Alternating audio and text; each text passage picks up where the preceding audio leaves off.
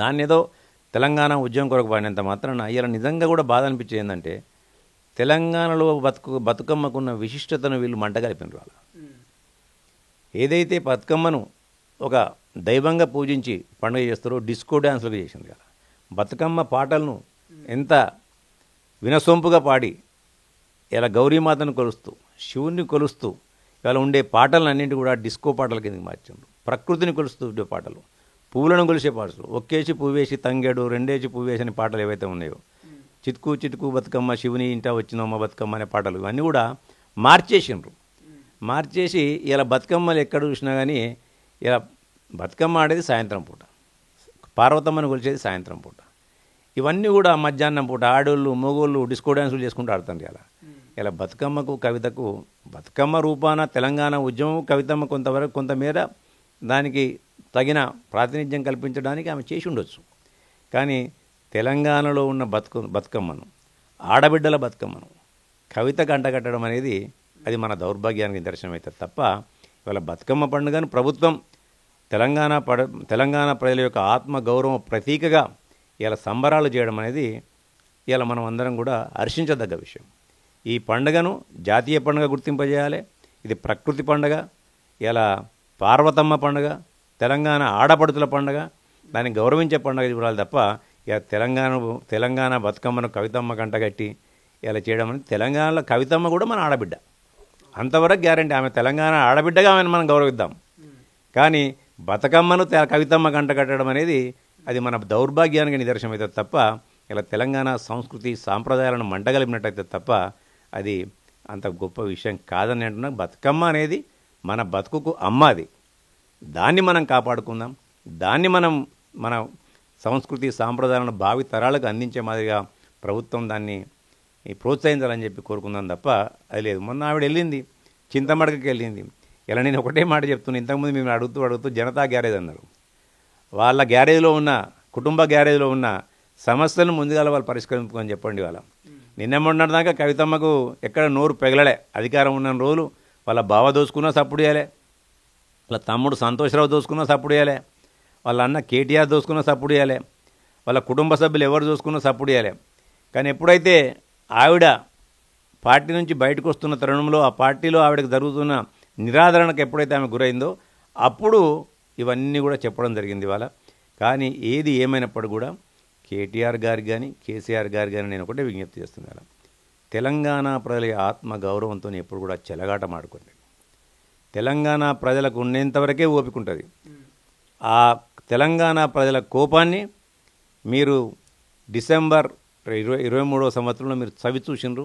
ఇంకా కూడా తెలంగాణ ప్రజల యొక్క మనోభావాలతో చెలగాట మాడాలని చూస్తే తెలంగాణ ప్రజలు మిమ్మల్ని రాజకీయంగా భూస్థాపితం చేస్తారు. మీ అహంకారాన్ని అహంభావాన్ని ఇప్పటికైనా తగ్గించుకొని ముక్కోటి తెలంగాణ ప్రజల ముందు ముక్కు నేలకు రాల్చి క్షమాపణ కోరండి తప్ప తెలంగాణ ప్రజలు ఏదో తప్పు చేసినరు, మమ్మల్ని ఓడగొట్టినరు అని మీరు ఇప్పటికీ మాట్లాడితే తెలంగాణ ప్రజలు మిమ్మల్ని క్షమించారని చెప్తున్నారు. సో మహేందర్ రెడ్డి గారు, ప్రధానంగా సిరిసిల్ల జిల్లాకు సంబంధించి కూడా కలెక్టర్కు అక్కడటువంటి ప్రజాప్రతినిధులకు మధ్య సఖ్యత లేదని ఒక చర్చ కూడా జరుగుతుంది. రీసెంట్గా ఆది శ్రీనివాస్ కావచ్చు కలెక్టర్కి మధ్య జరిగినటువంటి ఇష్యూ, అసలు ఏం జరిగింది అక్కడ?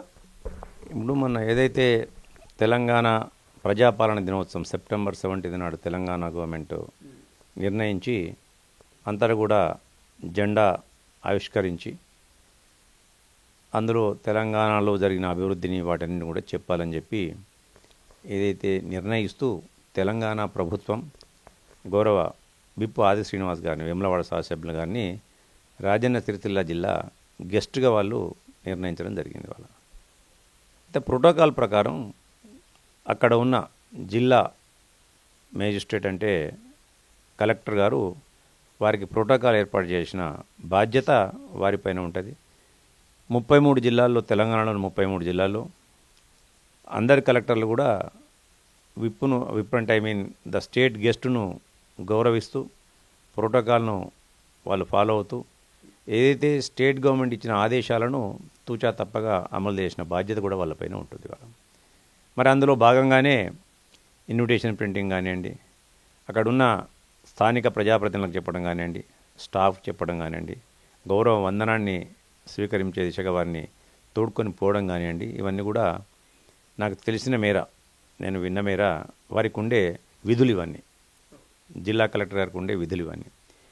వీటన్నింటిని కూడా 32 జిల్లాలలో ఇన్విటేషన్ కాలంలో గౌరవ రాష్ట్ర అతిథి ఎవరైతే ఉన్నారో వారికి స్పీచ్ను అందులో పొందుపరచడం జరిగింది, ఉంటుందని చెప్పి రాయడం జరిగింది.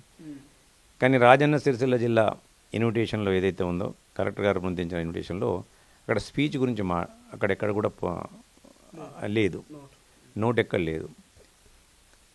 ప్లస్ గౌరవ అతిథి గారు చెప్పింది ఏంటంటే ఆ రోజు వారు వారిని తీసుకోవడానికి కూడా, రిసీవ్ చేసుకోవడం కూడా రాలేదు. 10 గంటలకు జెండా ఎగరేసిన సమయంలో అప్పటికి కూడా గౌరవ కలెక్టర్ గారు రాలేదు. 10 గంటల వరకు వెయిట్ చేసి వారు జెండాను ఎగరవేయడం జరిగింది. అదే మాదిరిగా ఎప్పుడైతే జాతీయ గీతం ఆలపిస్తుండ్రో అప్పుడు సైరన్ చేసుకుంటూ గౌరవ కలెక్టర్ గారు రావడం జరిగింది.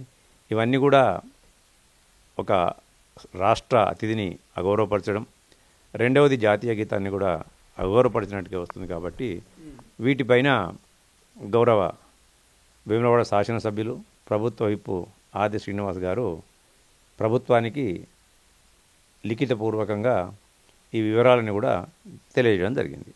దాన్ని పురస్కరించుకొని రాష్ట్ర ప్రభుత్వం వారిని వివరణ కోరుతూ ఒక మెమో ఇవ్వడం జరిగిందని చెప్పి పేపర్ల ద్వారా, వార్తల ద్వారా నేను వింటున్న కథనం ఇది.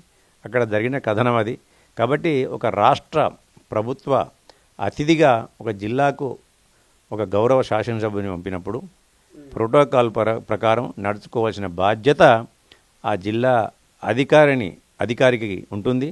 ఒక రాష్ట్ర అతిథిని అవమానపరచడం అంటే రాష్ట్ర ప్రభుత్వాన్ని కూడా అవమానపరిచినట్టు అవుతుంది, గౌరవ ముఖ్యమంత్రి గారిని కూడా అవమానపరిచినట్టు అవుతుంది. కాబట్టి దానిపైన క్రమశిక్షణ చర్యలు తీసుకునే దిశగా ప్రభుత్వం ఉందని తెలుస్తుంది. అసలైన తొలి వెలుగు. ఫాలో వాట్సాప్ @తొలి వెలుగు official.